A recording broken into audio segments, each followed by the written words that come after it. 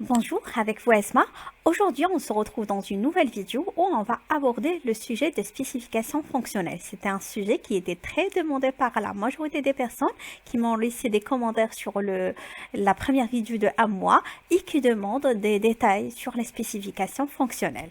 Ça va être notre sujet d'aujourd'hui. Je voulais juste vous dire, si vous n'êtes pas encore abonné à la chaîne, n'hésitez pas de s'abonner à la chaîne et si le contenu vous intéresse, de me laisser un coup de pouce comme ça, la vidéo va être proposée pour d'autres personnes. Là, au niveau de cette partie, on va voir c'est quoi les spécifications fonctionnelles. Les spécifications fonctionnelles, c'est tout simplement un livrable, un document qui est, dans la majorité des cas, il est très volumineux. Pour le simple raison, il cite toutes les fonctionnalités du projet, de A à Z. Et par la suite, si le client par la suite il propose des évolutions, on va mettre à jour nos spécifications. Mais à la base, il contient toutes les fonctionnalités. Si c'est un site web, par exemple, il va avoir l'ensemble des pages, par exemple la page d'accueil, la page de recherche, la page de produits, les boutiques vendeurs. Par exemple, si carrément il y a une partie pour la gestion de fournisseurs, toutes les pages, on va les citer et par la suite, au niveau des spécifications fonctionnelles détaillées, on va mentionner tous les détails, par exemple, c'est quel type de navigateur et tout ça. C'est pour cela, je voulais vous dire qu'au niveau des spécifications fonctionnelles, on a deux types. On a les spécifications fonctionnelles générales qui sont rédigées par l'AMOA, où on va faire, c'est la même chose que ce document, on va lister toutes les fonctionnalités, tous les détails, et par la suite, on a les spécifications fonctionnelles détaillées. C'est là où le travail de l'AMOE, parce que c'est lui qui va mentionner avec quel type de navigateur ils vont l'utiliser pour cette application, quelle technologie, dans quel environnement, la communication, c'est quel type de base de données. Tous ces détails, c'est pas l'AMOE qui est censé les connaître, mais tout ce qui est technique, c'est l'AMOE qui va s'occuper parce que c'est lui qui est en communication avec l'équipe de développement. Mais quand même, il va avoir une communication entre l'AMOA et l'AMOE, comme ça pour s'assurer tout ce qu'il a rédigé au niveau de spécifications fonctionnelles générales est bien détaillé, ou il a besoin de faire des clarifications pour des points, ou carrément, comme lui, il a eu l'habitude de travailler sur des projets, ça peut qu'il vous dise attention, je vois pas de page ici pour les fournisseurs. Est-ce que vous faites pas est-ce que c'est pas le fournisseur qui a la possibilité de se connecter avec un compte de type fournisseur et de mettre à jour le produit, d'ajouter le prix, d'ajouter la description du produit. Comment ça se fait où il n'y a pas de type fournisseur, il y a que par exemple Amazon et là le type de client et aussi les types de fournisseurs qui vont au niveau de la plateforme. Mais ça se peut que un site web dédié pour une personne qui fait la vente du parfum, la vente des vêtements. Et du coup, c'est sa marque. Et il n'y a pas d'autres fournisseurs qui vont partager des produits au niveau de site. Dans ce cas, on n'a pas besoin de fournisseurs. Du coup, ça diffère de type d'un site web à un autre. Et du coup, à chaque fois, on a un besoin. Et grosso modo, les sites e-commerce, c'est un peu près la même chose. C'est juste, il y a des fonctionnalités de plus. Il y a des clients qui veulent dépasser les concurrents. Et du coup, ils vont vous demander des choses de plus. Et c'est là où le travail de à moi, si vous avez de l'expertise au niveau du métier, vous aurez aussi la possibilité de l'accompagner et proposer des solutions. Si vous êtes junior, vous allez vraiment écouter le besoin du client et par la suite de le transmettre ou de le traduire à des fonctionnalités au niveau de spécifications fonctionnelles. Et par la suite, ça se peut que vous allez juste rechercher sur Internet, vous allez voir si c'est un site pour des vêtements, vous allez voir s'il y a d'autres sites pour les vêtements, qu'est-ce qu'ils ont de plus. Et par la suite, vous allez quand même faire des propositions. Oui, je vois que ce site est très intéressant. Est-ce que ça vaut le coup de rajouter cette partie au niveau de votre site? Et s'il est d'accord, ou au niveau du budget et tout, vous allez le rajouter. Ou carrément, même si vous avez déjà effectué les spécifications fonctionnelles, mais avec le temps, le client il vous propose des évolutions ou c'est vous qui proposez des évolutions. Du coup, une fois qu'il est d'accord sur le budget, qu'il débloque les fonds, on va commencer à travailler sur cette partie et du coup, on va rédiger des spécifications fonctionnelles. Ce qu'on doit savoir au niveau de ces spécifications, c'est que vous devez avoir la possibilité de synthétiser, parce que quand même, on doit déjà, les spécifications, ils sont volumineux. Du coup, on va, pour les personnes qui vont travailler, que ce soit les développeurs, les tech leads et tout ça, ils sont censés à chaque fois de lire la fonctionnalité avant de commencer le développement. Du coup, ça ne doit pas être ennuyeux pour eux de lire autant de pages pour une petite fonctionnalité. Si vous arrivez carrément à ajouter des maquettes et tout ça, ça c'est très bien. Et là, pour simplifier la rédaction, il y a des outils avec lesquels vous pouvez travailler. Par exemple, le story mapping. Le story mapping, je vais vous laisser carrément une partie dédiée pour le story mapping, mais quand même, vous pouvez lister toutes les fonctionnalités de votre site. Par exemple, ici, c'est les types d'utilisateurs. Ici, c'est les épiques. On a dit, c'est les grandes fonctionnalités. Ah oui, je dois le chercher en format Word. Comme ça va être plus simple pour vous.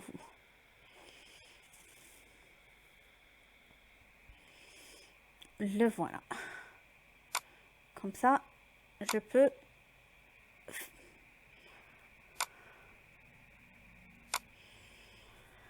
Voilà le story mapping. Tout simplement, ce qui est simple, que vous listez déjà toutes les fonctionnalités, les grandes fonctionnalités, c'est-à-dire par exemple administrer un produit, sélectionner un produit, acheter le produit, le paiement, la réception, la livraison et tout ça. Et par la suite, tous ces épiques, lorsqu'on a parlé des épiques et user stories, on a dit l'épique c'est le parent et les user stories, ils sont attachés aux parents. Ils sont des petites fonctionnalités qu'on ne peut pas les découper par la suite. Et du coup, c'est là où vous allez à partir de, par exemple, acheter un produit, vous pouvez mentionner les petites fonctionnalités. Par exemple, ici, on peut ajouter un produit, supprimer un produit ou carrément modifier par la suite. On va ajouter au niveau de l'autre version.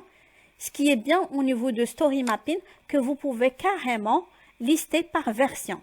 Que au minimum, par exemple, on a gagné le projet, on va commencer les spécifications, mais le client, il va faire par exemple avec nous la recette quand?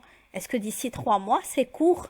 Du coup, on doit livrer juste pas la totalité de l'application, mais qu'on s'appelle le MVP, c'est le minimum livrable. Le minimum livrable pour un site web, c'est d'avoir une page d'authentification, l'achat d'un produit, avoir par exemple un seul moyen de paiement par exemple ou 2 moyens de paiement, et c'est juste tout ce qui est basique pour le fonctionnement. Et par la suite, la version 2, on peut ajouter d'autres fonctionnalités. C'est là où c'est très bien de lister toutes les fonctionnalités.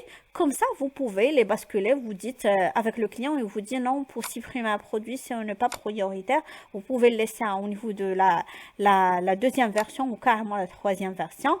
On n'est pas censé de supprimer maintenant des produits. Ce qu'on va ajouter, c'est les produits phares qu'on va vendre au niveau de notre site web. Et ça se peut qu'il va vous dire au niveau du paiement. Ici, on a fait le paiement par CB. Il vous dit, mais non, c'est peu. J'ai besoin d'un autre moyen de paiement. Du coup, on peut ajouter soit le paiement par carte bancaire ou le paiement par PayPal. Et on va le rajouter au niveau de la première partie. Et c'est comme ça qu'on travaille au niveau de ces fonctionnalités, qu'on peut les gérer rapidement. Et ça, on a eu l'occasion de travailler avec Jira.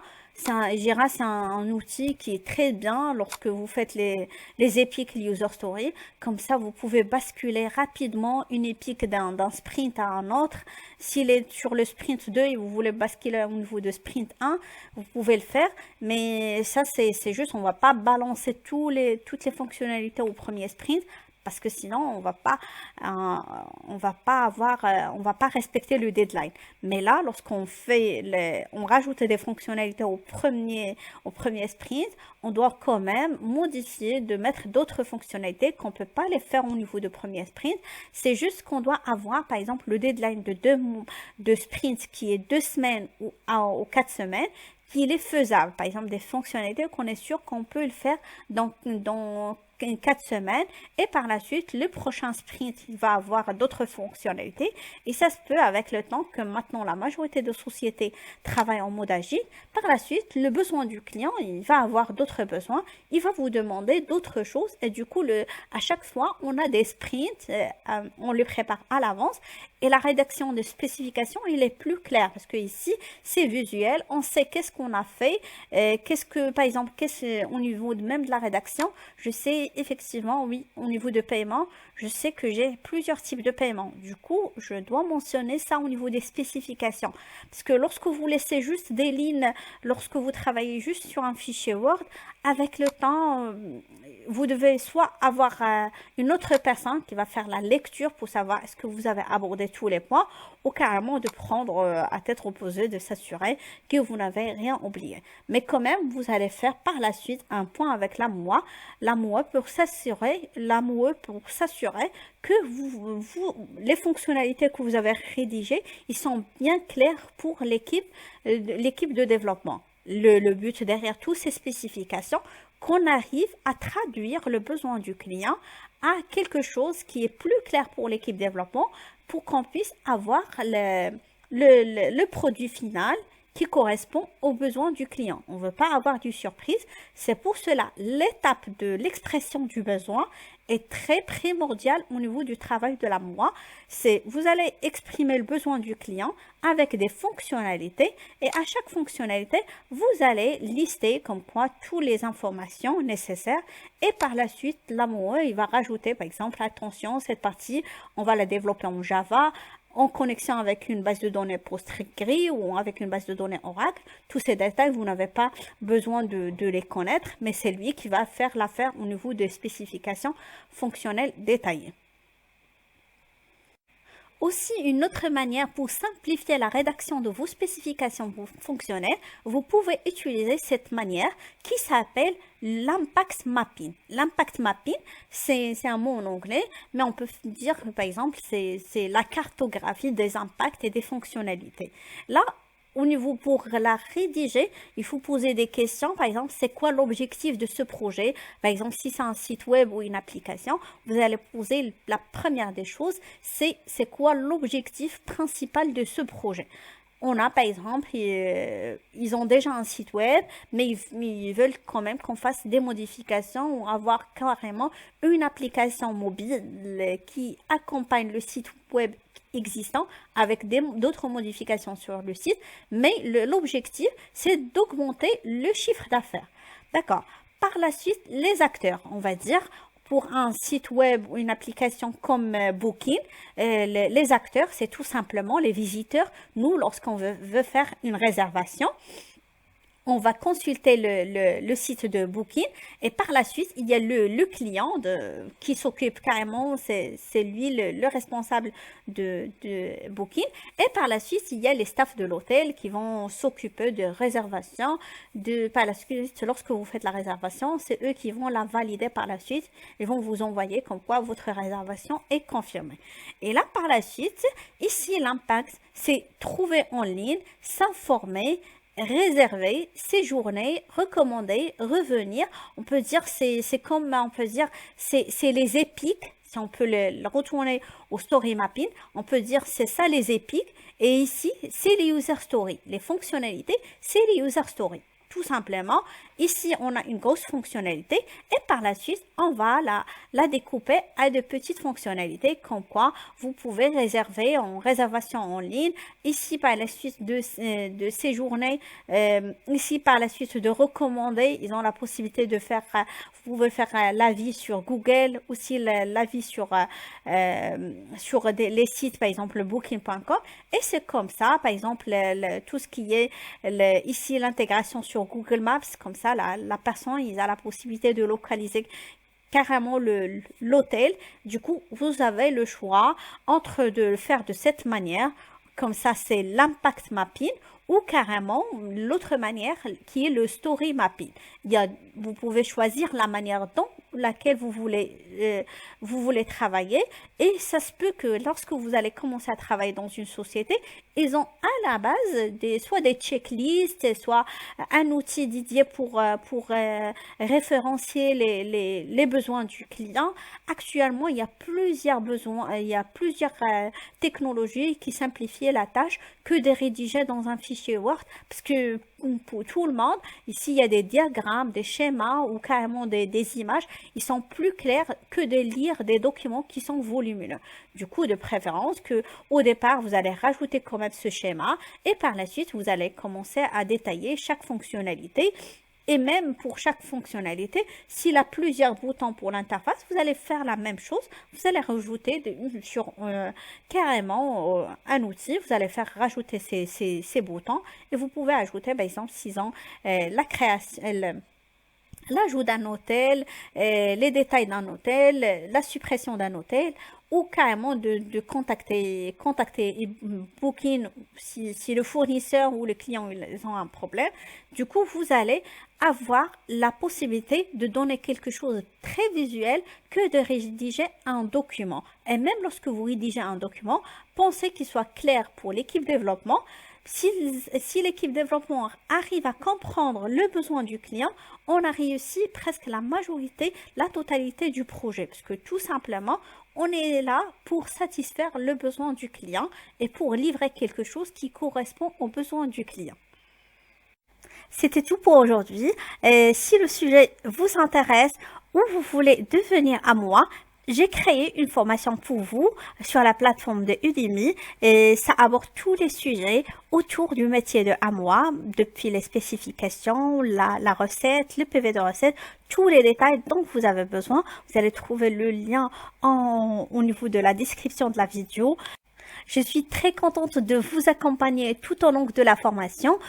Si vous avez des questions, si vous commencez une mission en tant qu'AMOA junior ou carrément vous voulez passer un entretien, il suffit juste sur la plateforme de Udemy, il y a un endroit où vous pouvez me poser la question directement, et je suis très active sur la plateforme, je peux vous répondre dans la journée. Et sachant, une fois que vous prenez une formation, vous allez la prendre à vie, c'est-à-dire si je ferai une mise à jour au niveau de cette formation, vous allez la recevoir gratuitement. Vous serez alerté comme quoi il y a des mises à jour au niveau de la formation, et vous pouvez bénéficier de toutes les mises à jour gratuitement.